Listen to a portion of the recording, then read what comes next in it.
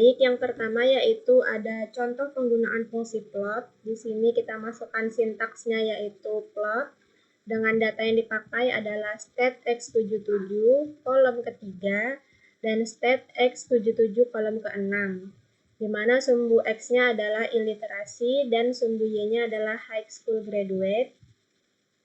Untuk judulnya adalah scatter plot dan subjudulnya adalah iliterasi versus high school graduate. Maka kita run atau Ctrl Enter, didapatkan hasilnya seperti ini. Dapat dilihat plotnya ini cenderung mengarah ke bawah, jadi seperti ini ya. Ini ada yang di atas lalu ke bawah, cenderung mengarah ke bawah. Maka ini menunjukkan hubungan linear negatif. Namun dapat dilihat bahwa posisi plot menyebar, tidak hanya berfokus pada satu garis saja jika ditarik garis lurus. Sehingga hubungannya ini disebut sebagai hubungan linear negatif yang sedang atau tidak terlalu kuat. Selanjutnya yaitu mendefinisikan rentang nilai pada sumbu X dan Y, X-lim dan Y-lim. Nah, maka kita akan mendapatkan scatter plotnya seperti ini. Kemudian kita akan menambahkan garis regresi. Nah, di sini akan ada penambahan garis regresi. Jika plotnya terjadi seperti pada gambar, maka variabel X dan variabel Y, di sini adalah variabel X, iliterasi, dan high school graduate adalah variabel Y, menunjukkan hubungan yang negatif, karena garisnya ke arah bawah sini ya. Itu menunjukkan hubungan yang negatif. Artinya peningkatan yang terjadi pada variabel X, yaitu iliterasi, diikuti dengan penurunan dari variabel Y, yaitu high school graduate. Maksudnya adalah saat tingkat iliterasi atau buta huruf ini meningkat, ini akan berdampak pada turunnya high school graduate atau lulusan sekolah. Selanjutnya yaitu histogram frekuensi.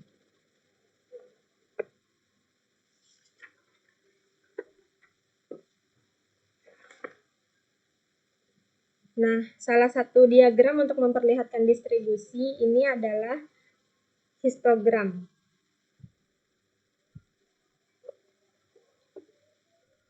Par and pro ini artinya kita bisa menggabungkan dua jadi satu. Di sini kita akan memakai data stat x77, tetapi akan kita buat data frame-nya terlebih dahulu. Jadi stat x77 sama dengan data frame dari stat x77. Kita run. Lalu untuk memunculkan histogramnya, sintaksnya seperti ini. Kita menggunakan sintak hist dan data dari stat x77, data income-nya, kemudian sumbu X-nya adalah income, dan judulnya adalah histogram of income. Kita run, maka kita akan mendapatkan hasil histogram dari income-nya.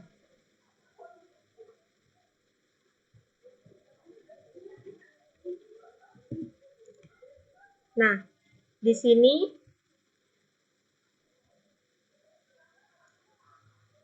kita ada memasukkan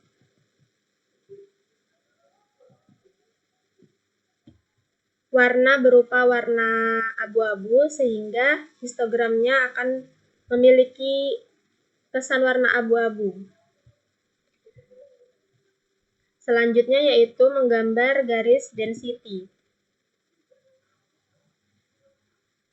Sintaksnya yaitu lines density dari stat x77 berupa income-nya. Kita run. Maka kita akan mendapatkan garis density-nya. Bisa dilihat bahwa garisnya ini menunjukkan bahwa pusatnya ini ada di tengah. Sehingga semakin terpusat di tengah, maka sebaran datanya adalah normal. Jadi data ini adalah data yang normal.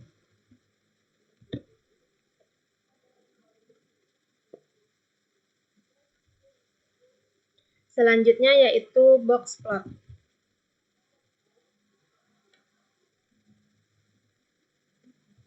Cara untuk menampilkan box plot yaitu ketik box plot, datanya yaitu tetap statex77, kita menggunakan data murder dari statex77, kemudian sumbu X-nya adalah murder rate, dan sumbu Y-nya adalah rate.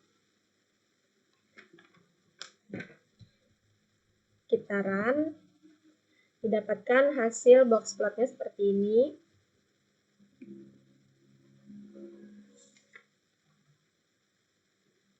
Selanjutnya yaitu, nah, ada box plot satu lagi. Jadi, terlihat pada box plot khusus untuk murder rate yang ini, median dari tingkat pembunuhan adalah sekitar 7. Jadi mediannya ini adalah ini ya, sekitar 7 di sini. Sedangkan Q1 atau kuartil 1 dan Q3 atau kuartil 3 adalah masing-masing sekitar 4 dan 11. Di sini kuartil 1 sekitar 4 dan kuartil 3 sekitar 11. Sedangkan box plot yang kedua, yaitu box plot yang ini, merupakan box plot untuk 3 variabel. Ada 3 variabel di sini, yakni population, income, yang tengah ini adalah income, dan yang ini adalah illiterasi. Tidak dapat dilakukan interpretasi. Hal ini dikarenakan perbedaan satuan dari masing-masing variabel yang membuat mereka tidak dapat dibandingkan dalam satu box plot seperti ini. Selanjutnya kita akan menginput data baru. Datanya itu sebagai berikut, ada data A dan data B. Kemudian data akan digabung dalam bentuk matriks.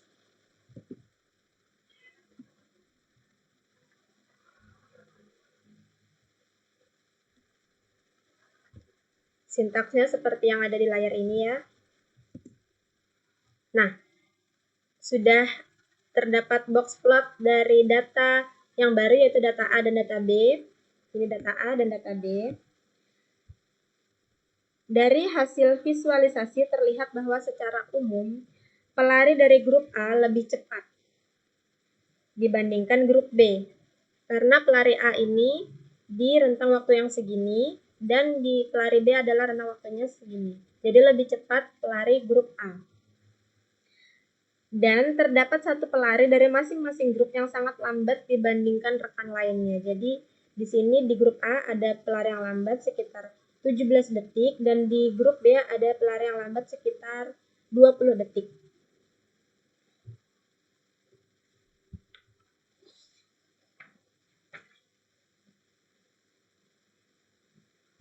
Selanjutnya kita akan membuat box plot untuk berapa grup.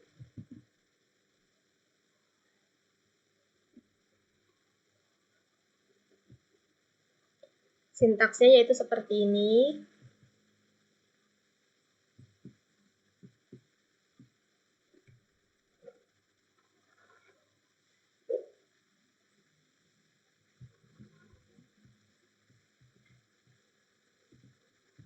Kita run. Kemudian untuk mendapatkan plotnya, sintaksnya seperti ini. Nah, kita dapatkan hasil seperti ini. Terlihat bahwa median angka buta huruf pada negara bagian berpendapatan rendah jauh lebih tinggi dibandingkan negara-negara di dua grup lainnya. Jadi, median angka buta huruf. Buta huruf ini di variabel Y ini ya. Negara bagian berpendapatan rendah ini jauh lebih tinggi. Jadi median dari angka buta huruf pada negara dengan berpendapatan rendah itu lebih tinggi dibandingkan dua negara lainnya.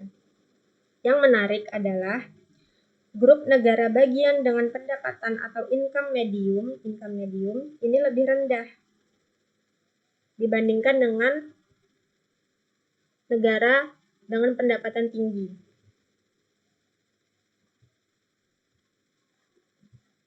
Selanjutnya yaitu stem left plot. stem leaf plot adalah diagram dahan daun.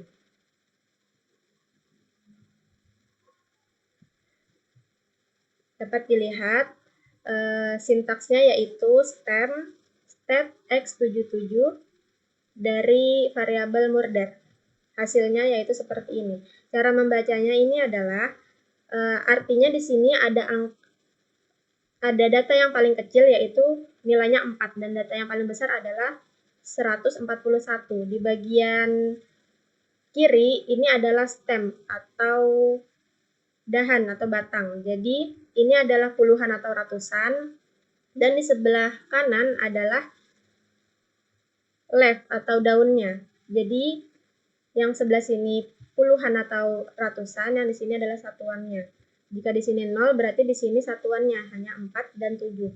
Di sini 2 berarti 20, karena di sini ada 3 berarti 23 dan seterusnya. Jadi data yang paling terkecil adalah 4 dan data yang paling besar adalah 141.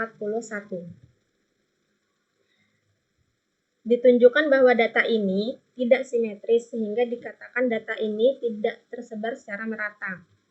Pemusatan data ini terjadi pada stem 10 sekitar 100-an. Karena di sini datanya paling banyak, jadi datanya terpusat di stem 10 ini. Stem atau dahan atau batang. Kita lanjut ke diagram batang atau bar plot. Bar plot pada aplikasi RStudio dapat dibuat menggunakan fungsi bar plot yang seperti ini.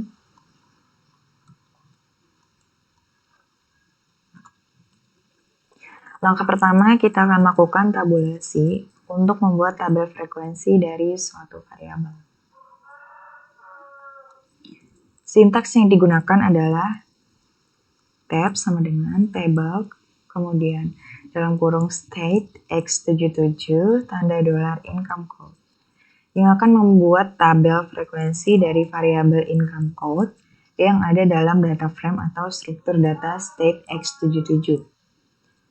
Hasilnya akan disimpan dalam variabel tab sehingga kita dapat menggunakan tab untuk mengakses atau menganalisis tabel frekuensi tersebut.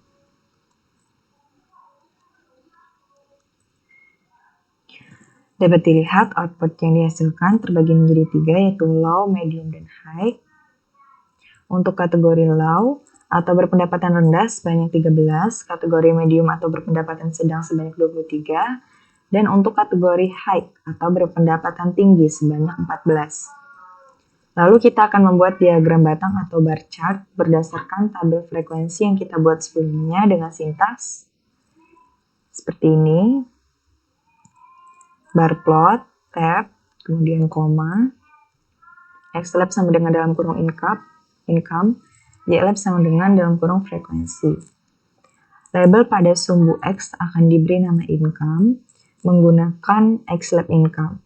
Label sumbu y akan diberi nama frekuensi menggunakan ylab sama dengan frekuensi.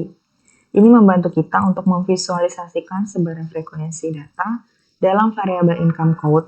Jika kita mengetik sintaks ini, kita akan melihat grafik batang yang menggambarkan distribusi frekuensi data tersebut.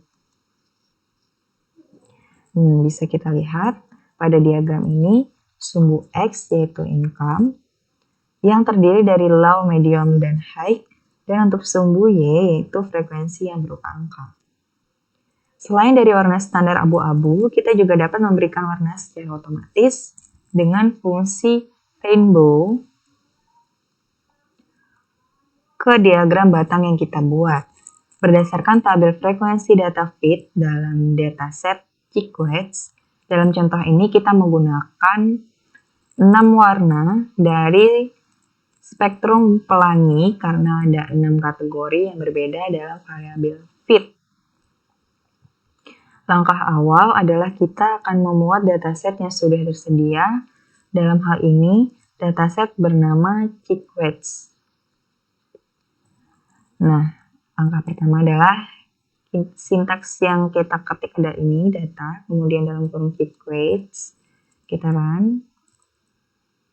Kemudian ini adalah view dalam kurung Chiclets, kita run juga. Sintaks tersebut berfungsi untuk melihat data Chickwets. Data Chickwets ini berisi informasi tentang berat ayam yang diberi makan dengan berbagai jenis pakan atau feed. Di sini ada berat dan di sini juga ada jenis makanannya. Lanjut, sintaks yang digunakan selanjutnya adalah ini. Bar plot dalam kurung table, kemudian dalam kurung Chickwets. Tanda dolar feed berarti variabel yang akan kita gunakan adalah feed. Kemudian untuk sumbu X-nya itu adalah feed dan sumbu Y adalah frekuensi. Untuk colornya kita menggunakan rainbow dengan 6 warna. Kita run.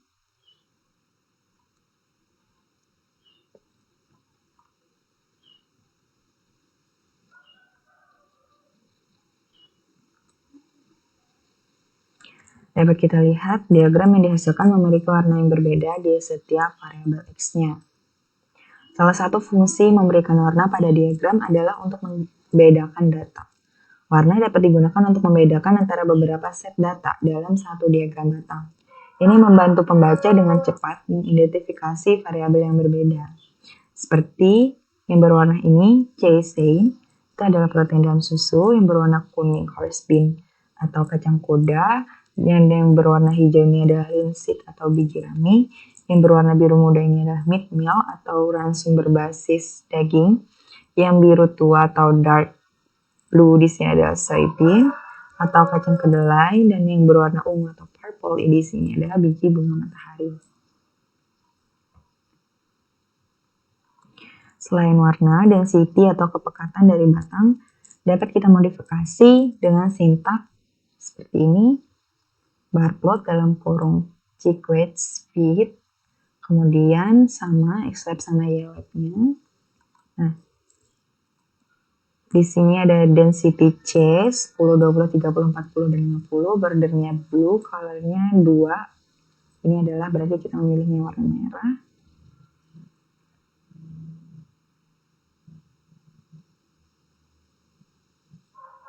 Nah, dalam sintaks ini, density itu digunakan untuk mengatur kepekatan atau pola pada batang-batang diagram batang.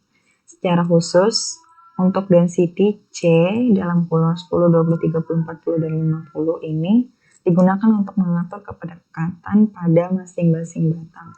Yaitu, tangan dulu. Pada batang pertama akan memiliki kepekatan sekitar 10. Batang kedua akan memiliki kepekatan sekitar 20. Batang ketiga akan memiliki kepekatan sekitar 30. Batang keempat akan memiliki kepekatan sekitar 40. Dan batang kelima akan memiliki kepekatan sekitar 50. Ini memungkinkan kita untuk mengatur seberapa pekat atau berpolanya batang-batang tersebut dalam diagram batang. Pengaturan kepekatan seperti ini dapat berguna untuk memberikan efek visual yang berbeda pada batang-batang dan menyoroti perbedaan atau pola tertentu dalam data. Border diatur untuk mengatur garis batas batang menjadi warna biru. Di sini border dulu.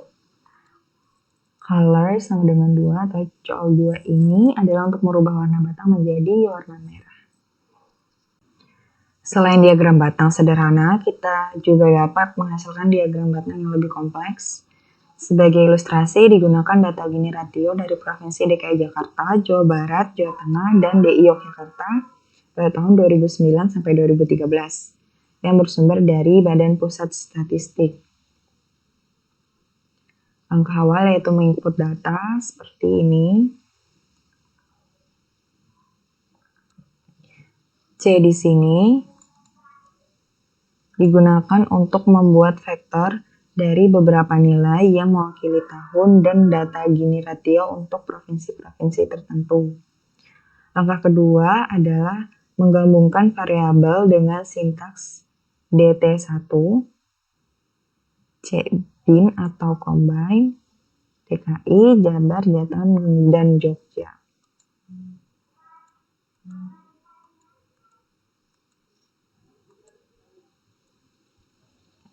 Maksud dari DT1 ini atau sintaks ini adalah menggabungkan vektor-vektor DKI, Jabar, Jateng, dan Jogja untuk menjadi sebuah data frame yang disebut dengan DT1.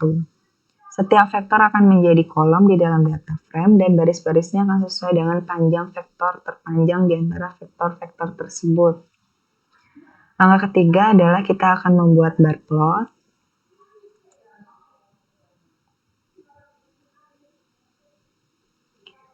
Sintaksnya adalah seperti ini, bar plot, DT1, next lab, provinsi, color rainbow, Binga, yellow ini ratio, beside row, yelling. Nah, DT1 adalah data frame yang telah kita buat sebelumnya atau data ini. XLab dan YLab digunakan untuk memberikan label pada sumbu X dan Y, di mana label X adalah provinsi dan label Y adalah Gini ratio. Color rainbow terus dalam kurung 5 digunakan untuk mengatur warna batang menggunakan palet warna pelangi. Beside row mengatur batang agar ditempatkan secara berdampingan. Y-lim C 0,0,0,5 mengatur rentang sumbu Y dari 0 hingga 0,5.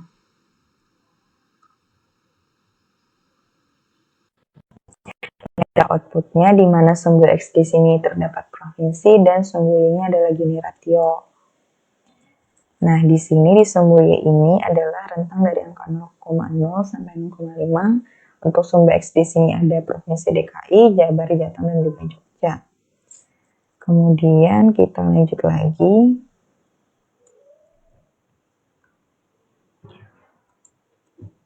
Sintaks ini adalah sintaks untuk menambahkan legenda ke diagram batang. Legenda ini ditempatkan di sudut kiri atas, top left. Untuk C dalam kurung tanda petik 2009, tanda petik 2010 sampai 2013 adalah label yang akan ditampilkan di dalam legenda. Untuk tahun-tahun yang sesuai, CEX 0,7 ini mengatur ukuran teks di dalam legenda dan BTY sama dengan N.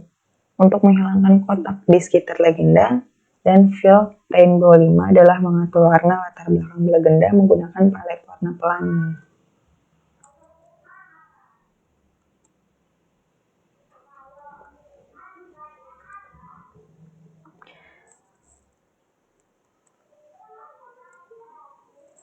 Ini bisa kita lihat outputnya, di mana diagram batang yang berwarna merah ini itu menggambarkan tahun Gini ratio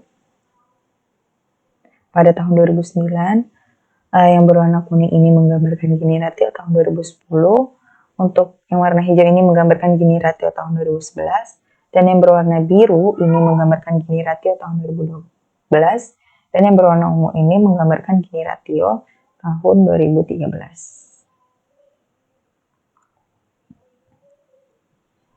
Lanjut, kita juga dapat menggabungkan Gini ratio per tahun per provinsi, itu dengan sintaks ini.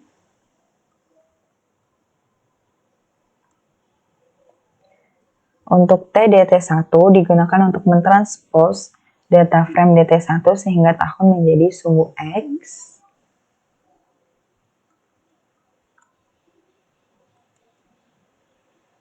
Tahunnya menjadi sumbu X. XLab ini tahun, X-nya adalah tahunnya. Mengatur label sumbu X menjadi label tahun. Color rainbow ini ada 4, yaitu merah, kuning, biru, dan juga hijau. Names titik ARG ini digunakan untuk memberikan label tahun pada sumbu X. Ada 2009, 2010, dan juga 2013. YLab Gini ratio adalah label sumbu Y yang menjadi Gini ratio. Y-lim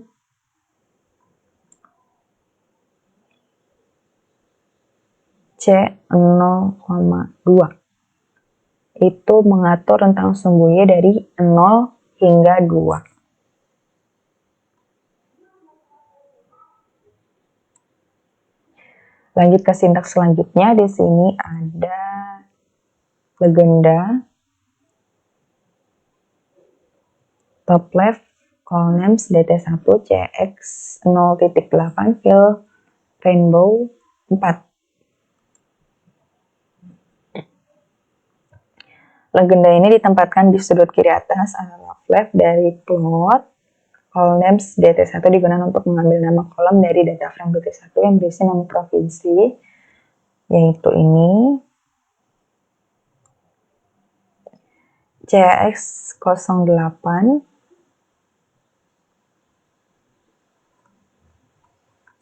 Mengatur ukuran teks dalam legenda, dan Fill Rainbow 4 mengatur warna latar belakang legenda menggunakan palet warna pelangi dengan 4 warna. Ada merah, hijau, biru, dan juga ungu.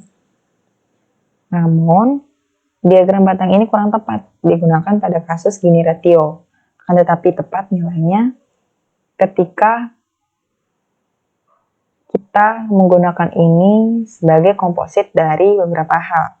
Kita menggunakan data hasil survei komuter tahun 2014 yang berisikan jumlah penduduk di DKI Jakarta yang berumur lebih dari 5 tahun yang melakukan kegiatan rutin di luar kota tempat tinggalnya atau komuter dan penduduk yang bukan komuter. Langkah awal adalah dengan menginput data dengan sintaks seperti ini.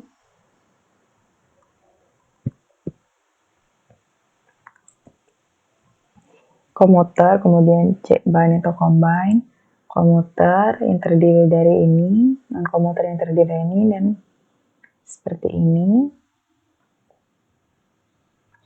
Data frame komuter memiliki 5 baris yang mewakili 5 wilayah di Jakarta, seperti Jakarta Selatan, Jakarta Timur, Jakarta Pusat, Jakarta Barat, dan Jakarta Utara. Dan 2 kolom yaitu komuter dan non-komuter yang mewakili jumlah penduduk komuter dan penduduk non-komuter di masing-masing wilayah.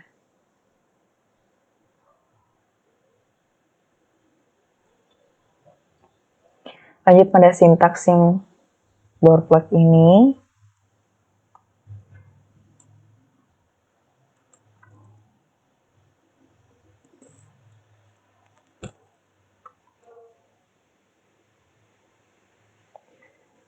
Di mana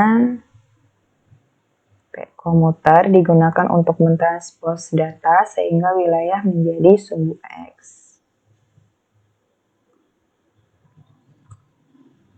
Ini wilayah menjadi sumbu X.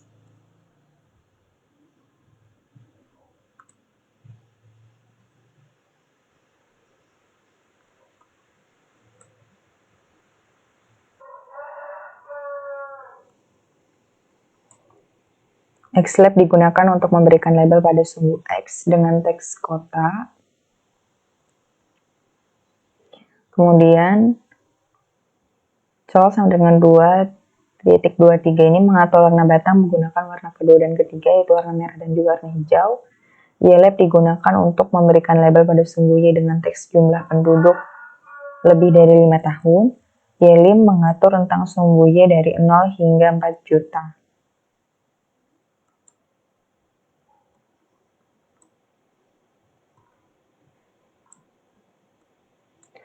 Kemudian sintaks berikutnya ini adalah ini.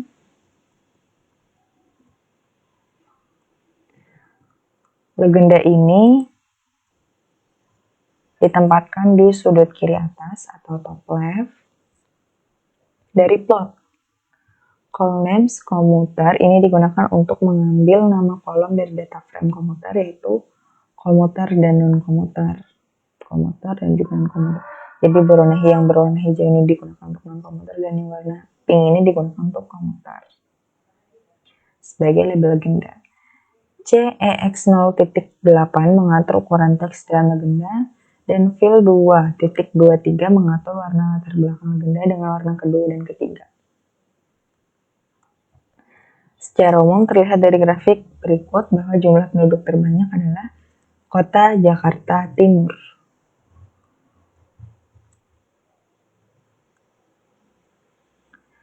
Dengan diikuti Kota Jakarta Barat, Jakarta Timur diikuti oleh Kota Jakarta Barat. Jumlah penduduk yang melakukan kegiatan komuter di kedua kota tersebut lebih banyak dibandingkan dengan kota-kota lainnya seperti di Kota Jakarta Selatan, Jakarta Pusat, dan juga Jakarta Utara.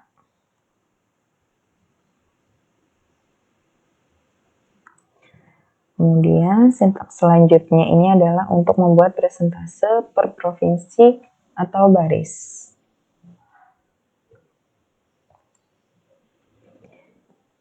Ini adalah sintaks untuk membuat data frame baru tab 2 yang berisi presentasi penduduk komuter dan non-komuter per provinsi atau baris.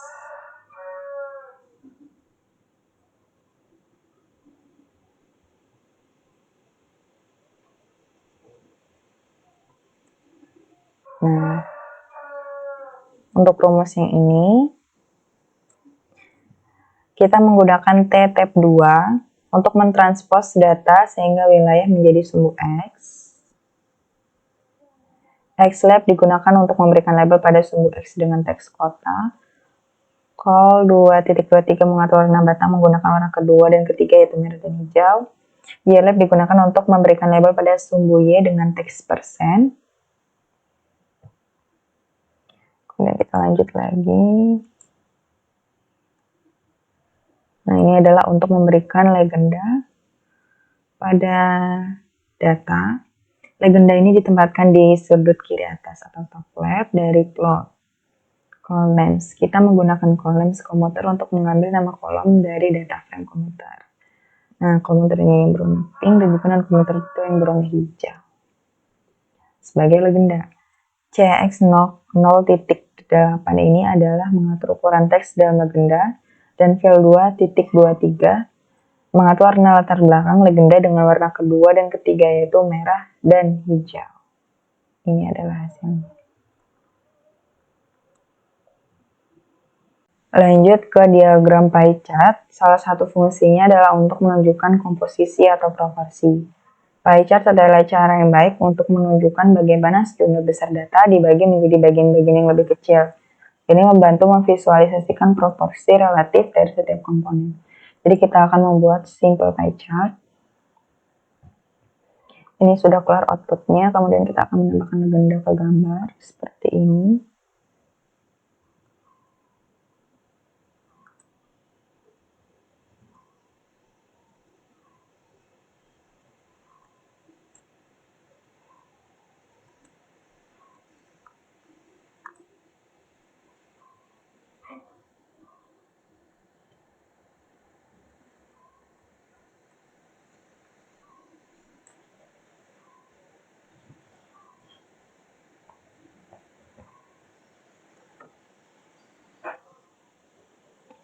Tab itu adalah data yang digunakan untuk membuat pie chart. Jadi saat data yang digunakan adalah data saat kita melakukan tabulasi di sini. Nah, ini adalah data tab yang kita pakai. Kemudian col atau color ini digunakan untuk mengatur warna di setiap pie chart. Dalam hal ini kita menggunakan rainbow untuk menghasilkan rentang warna pelangi dengan jumlah warna sesuai dengan panjang tab. Clockwise T itu mengatur arah jarum jam searah untuk sektor pie chart. Lanjut untuk menambahkan legenda ini ke gambar dengan sintaks legenda top right. Ini legenda ditempatkan di sudut kanan atas. Legend ini digunakan untuk menentukan isi legenda yaitu nama-nama baris atau provinsi dari data tab. CX itu mengatur ukuran teks dalam legenda. Titel adalah judul legenda dan BT sama dengan M menghilangkan kotak di sekitar legenda. PCH 915 mengatur jenis simbol yang digunakan dalam legenda. Color digunakan untuk mengatur warna latar belakang legenda yang sesuai dengan warna pie chart. Dan col kanan 1 mengatur jumlah kolom dalam legenda menjadi 1. Baik, selanjutnya yaitu Kiki plot. Kiki plot ini digunakan untuk melihat apakah data mengikuti distribusi normal secara visual. Jika titik-titik berada pada garis, maka dapat disimpulkan bahwa data mengikuti distribusi normal. Lalu kita menggunakan rumus ini. Langsung saja kita klik run.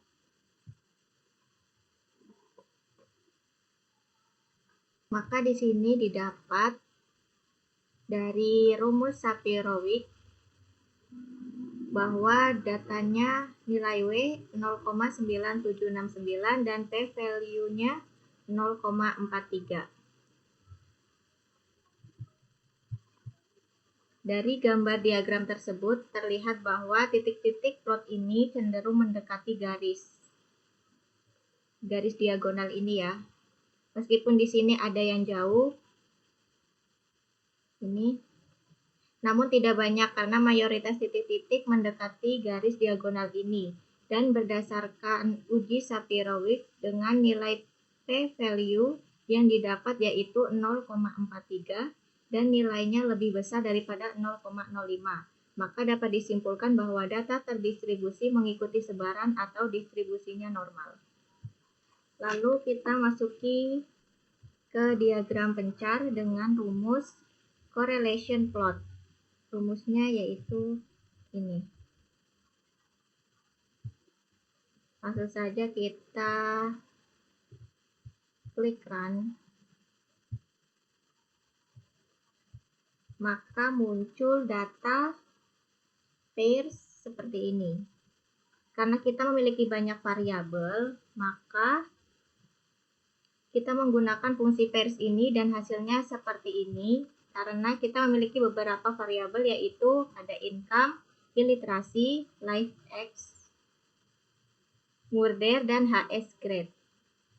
Nah, lalu di mana kita dapat melihat di kotak kedua ini adalah hasil sebaran plot antara variabel income dan illiterasi.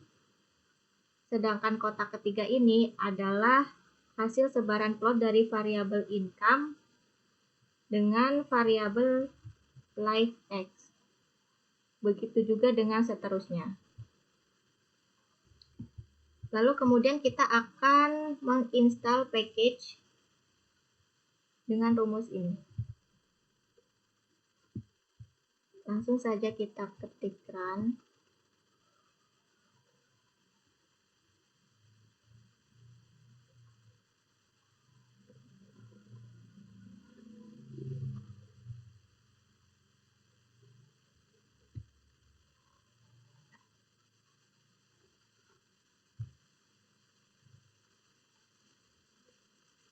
Kita tunggu beberapa menit.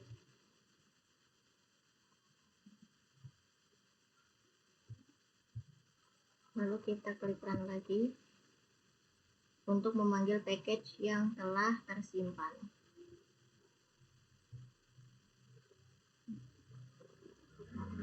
Oke. Kemudian kita akan menghitung nilai korelasi antara variabel yang selanjutnya menjadi input pada fungsi chordplot, yaitu dengan menggunakan rumus ini.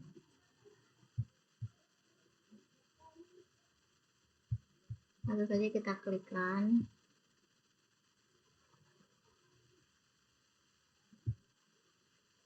Maka akan muncul datanya seperti ini.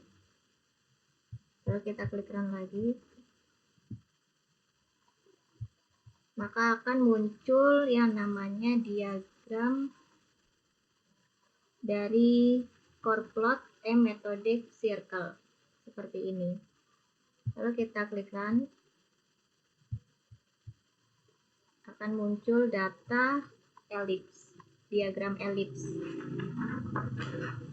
Dari kedua gambar di atas ini terlihat jelas arah serta besarnya korelasi antara variabel.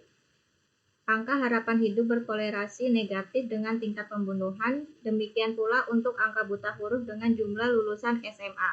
Sedangkan angka buta huruf berkorelasi positif dengan tingkat pembunuhan. Yang perlu diperhatikan selain dari arah juga besarnya korelasi yang dapat dilihat dari legenda gradien di samping diagram dan juga dari lebarnya elips. Semakin lebar atau gemuk, maka semakin kecil korelasi yang dimiliki. Selanjutnya kita memasuki ke diagram garis atau line chart. Untuk mendapatkan diagram garis, kita dapat menggunakan fungsi plot dan juga dengan fungsi lines. Di sini kita akan mencari data generatornya, langsung saja kita klik run.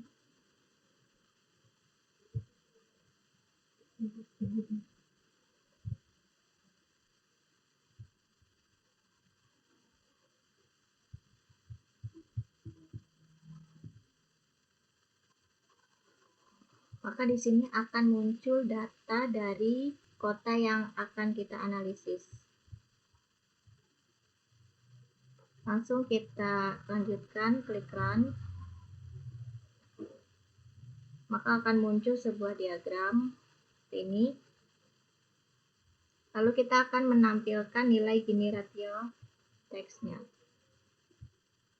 Gini ratio ini digunakan untuk mengukur tingkat ketimpangan pendapatan secara menyeluruh, di mana Gini ratio mendekati 0 mengindikasikan kemerataan sempurna dan nilai 1 artinya ketimpangan sempurna. Jadi dapat disimpulkan dari gambar ini, maka tingkat ketimpangan pendapatan di DKI Jakarta cenderung meningkat tiap tahunnya. Lalu kita akan lanjut, jika ingin menambah garis biru, maka gunakan fungsi lines sebagai contoh berikut. Langsung saja kita, ini rumusnya. Jadi kita klik run.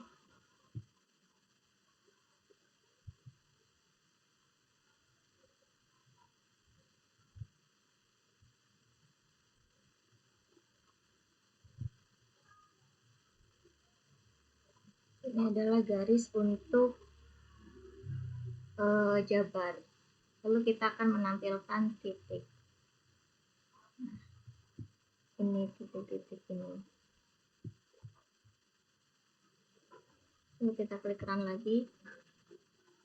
Maka akan ada tanda plus seperti ini.